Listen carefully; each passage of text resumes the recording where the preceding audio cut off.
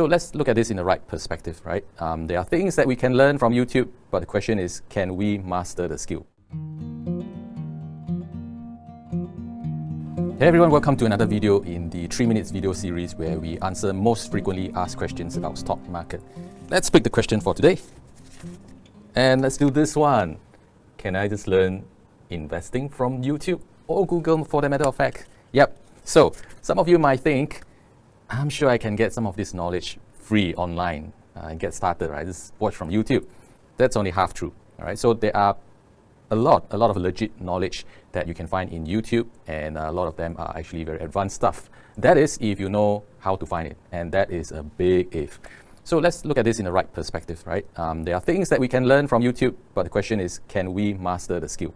So during the pandemic, when we were locked down at home, many people who used to eat out have started to cook at home more regularly, me included. Now, so where do we learn our recipe on how to cook our favorite food from? That's right, YouTube. So the thing about following instructions from YouTube is this: sometimes the dish turns out okay, sometimes this is horrible. There are many reasons why it failed or will not turn out the way it looked on the YouTube videos. Sometimes the chef does not specify the exact amount of ingredient going into the dish, or the exact time of the process, right? Sometimes the chef is using an important ingredient that you don't have in your kitchen or your fridge, and it's or simply too difficult to get, and you're left wondering how to make it taste good without it. Without understanding the fundamentals behind each and every step of the process, you'll be making decisions without understanding why you do it.